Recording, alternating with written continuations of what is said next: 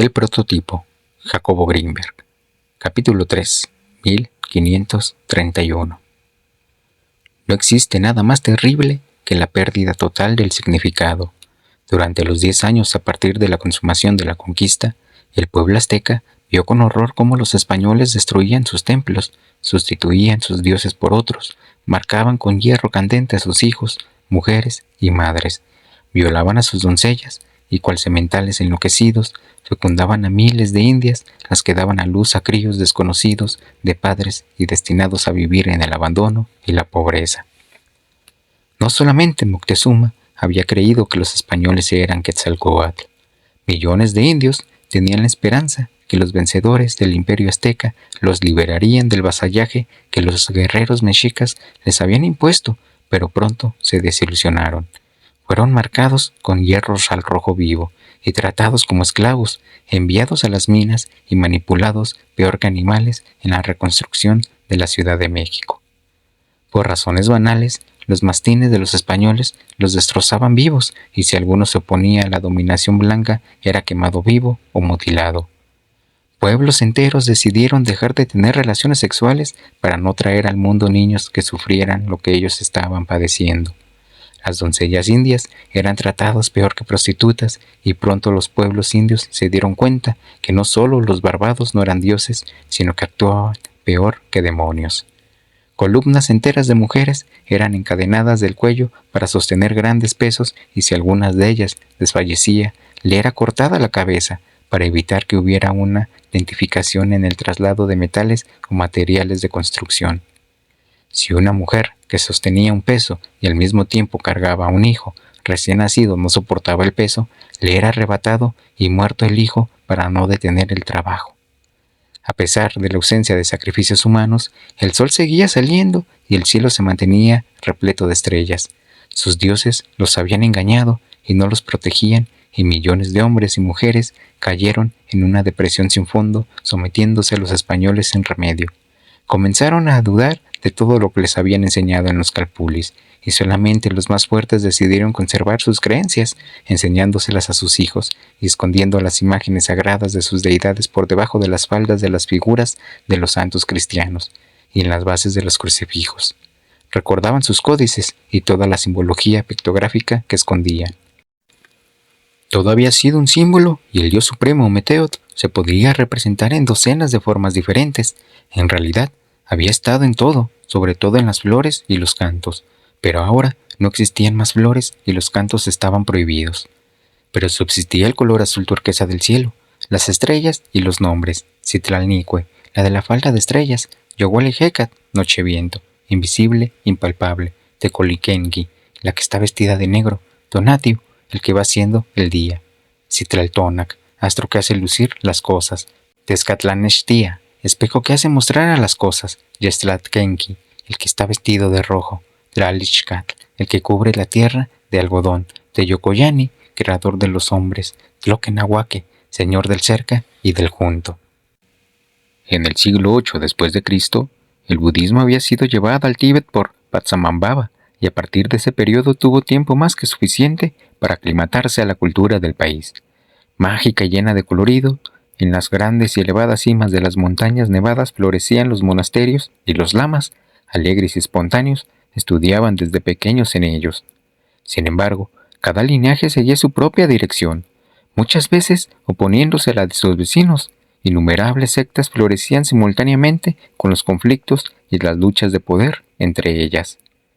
100 años antes de que se completara la conquista de México, el lama Quetzoncapac se había esforzado durante decenios para unificar las diferentes sectas y purificarlas de su excesiva carga de superstición y magia. Los magos negros abundaban tanto más que los lamas, llenando la atmósfera de corrientes de terror y maleficios. El pueblo tibetano, amante de lo sobrenatural, estaba confundido e indefenso.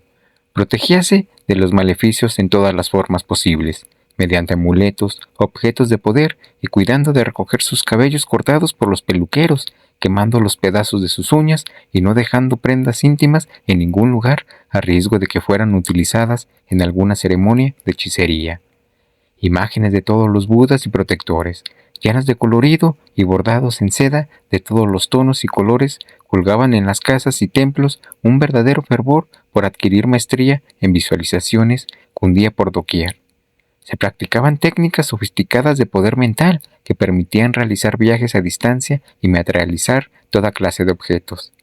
En medio de toda esa riqueza psíquica, Lama Yesongkhapa intentaba purificar buscando y hallando lo común, convenciendo a los dirigentes de los linajes de intentar acercarse a la esencia y a la motivación fundamental del Buda. Era una labor titánica, pero empezaba a rendir frutos. Uno de los más significativos fue la construcción del monasterio de Ganden, en un gigantesco complejo con más de 300 edificios que podían albergar a miles de adeptos. Lama Yesongkhapa estaba orgulloso de haberlo logrado y educaba a sus monjes con todo celo, y de la manera más estricta, pues sabía que de ellos dependía el futuro espiritual de la nación tibetana. El segundo Dalai Lama dirigía la Orden de los Bonetes Amarillos, creada por Lama Tsongkhapa 100 años antes. Era un ser extraordinariamente sensible y famoso por sus percepciones y por su afán de continuar la unificación tibetana. Él mismo recordaba lo que había sucedido hacía más de 10 años. Mientras luchaba para crear una estrategia de unificación y en una de sus meditaciones nocturnas, había escuchado una llamada penetrante de auxilio. Provenía del otro extremo del mundo y era enviada por gente parecida a él y con grandes dotes. Respondió al llamado y durante meses se comunicó a distancia con el que la transmitía. Incluso había podido decodificar su nombre, Yakat. Este le contó lo que estaba a punto de suceder con su pueblo, el injerto que ocurriría y los terribles sufrimientos que acarrearía. Juntos planaron una estrategia y el emisor, sin saberlo, ayudó al segundo Dalai Lama a resolver su acertijo. Para unificar una nación era necesario encontrar los puntos comunes y las sinergias de las aparentemente opuestas tendencias. Luego, hallar un medio para hacer visibles tales sinergias y, por último, asegurarse de que sería conocido por todos. La técnica tibetana más efectiva para lograrlo era el plasmar en una imagen todos los componentes detectados y después internalizarlos a través de la visualización. Se lo propuso a Yakat y éste aceptó, pero no serían conocidos los elementos y las sinergias sino hasta dentro de más de 10 años. Y en ese periodo nada se podía hacer. Serían 10 años terribles, pero necesarios, para que se empezaran a manifestar los elementos y matices de fusión de la nueva raza necesarios para crear la imagen. Yakat había muerto hacia la mitad de los 10 años. El segundo Dalai Lama lo había acompañado durante su suplicio. Los salvajes barbados lo habían encontrado en su cueva mientras meditaba y allí mismo lo habían quemado vivo. También lo guió por el bardo después de su muerte y todavía mantenía contacto con él, ayudado de ceremonias en las que participaban los más avanzados de entre sus monjes. Se reunían en el bosque cercano a la cueva donde Yakat había vivido, y juntos recorrían el territorio indio viendo con espanto lo que allí sucedía.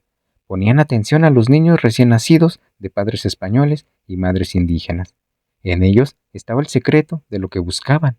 Se admiraron una y mil veces de la belleza de su piel, tersa y morena, y de la profundidad de sus ojitos, despiertos y curiosos, y lloraron con ellos al observar su abandono y dolor.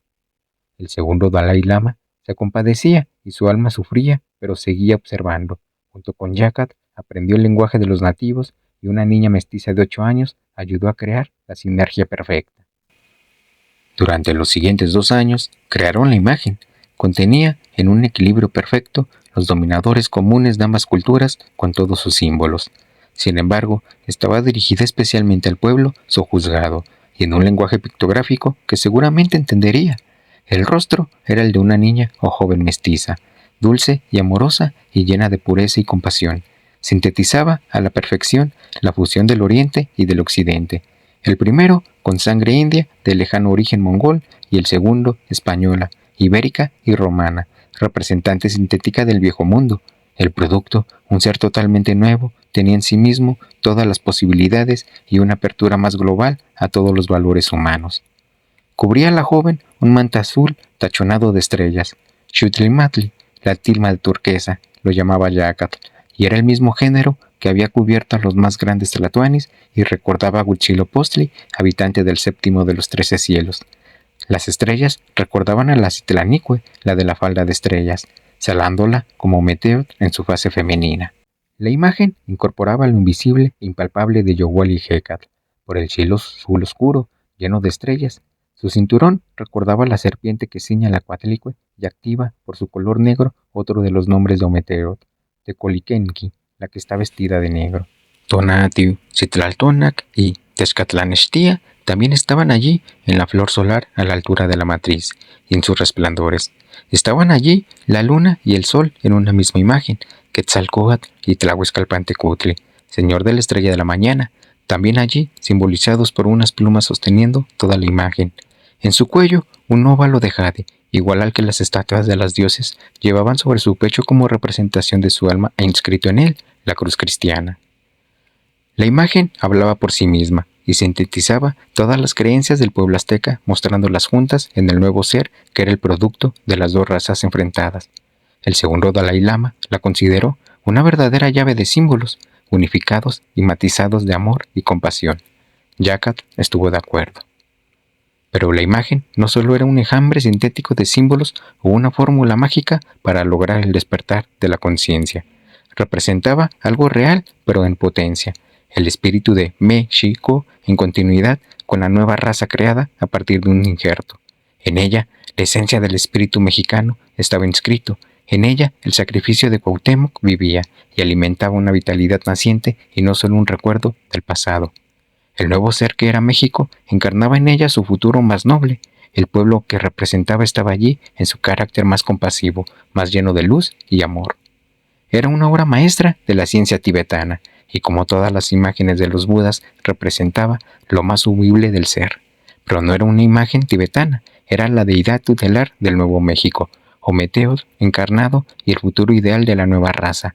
Lo que seguía era esperar el momento y lugar apropiado para mostrarla, y eso implicaba una verdadera hazaña, no solo de visualización, sino de materialización. El segundo Dalai Lama se internó en los misterios de su tradición y logró maestría en sus técnicas secretas.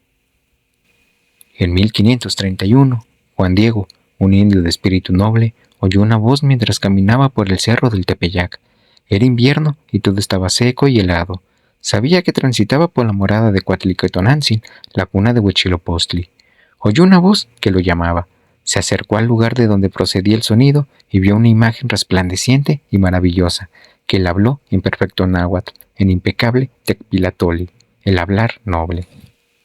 Nehuatl inisenquisca, semicac ixpochtli, Santa María in Inatzin, in Huelneli, Teotl, Dios, in Ipalnemohuani, in Teyocoyani, in Tloquenahuaque, in Ilhuilcagua, in Tlaltipaque.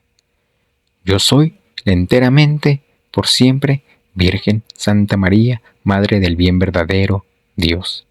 Señor por quien vive, Creador de los hombres, Señor del cerca y del junto, Señor del cielo y de la tierra. Le dijo que era la madre de Ometeotl, que había venido para proteger a los indios, amarlos y cuidarlos, y que deseaba que en ese lugar le construyesen un templo. Le pidió que fuese a dar noticia al obispo para que él se cargara de hacerlo. Juan Diego obedeció, pero no fue creído. Regresó a dar la mala nueva y la madre de Ometeotl lo llamó de nuevo y otra vez le pidió ir a ver al obispo. Juan Diego accedió, pero con los mismos resultados que antes. El obispo pedía señales concretas de la aparición. Entonces Ometeotl le pidió a Juan Diego recoger las rosas de todos los colores que increíblemente crecían allí, frescas en la punta del cerro helado y seco. Él las colocó en su amochtli, su manto rústico de hilos extraídos del maguey, y se las llevó al obispo. Al dejar caer las flores sobre el amochtli, apareció inscrita y perfecta la imagen. El obispo mandó construir un templo, nombrándola Virgen de Guadalupe. Tal y como lo habían previsto el segundo Dalai Lama y Yakat, la imagen fue entendida por el indio en todos sus símbolos y se convirtió en su salvaguardia espiritual. Miles de indígenas venían a admirarla a su templo, y todos leyeron en el nuevo códice el misterio de la continuidad. Hermanas, hermanos del Caminar Consciente, de esta manera terminamos la lectura de hoy. Espero que les haya gustado. Muchas gracias por su apoyo y muchas gracias por haberme escuchado.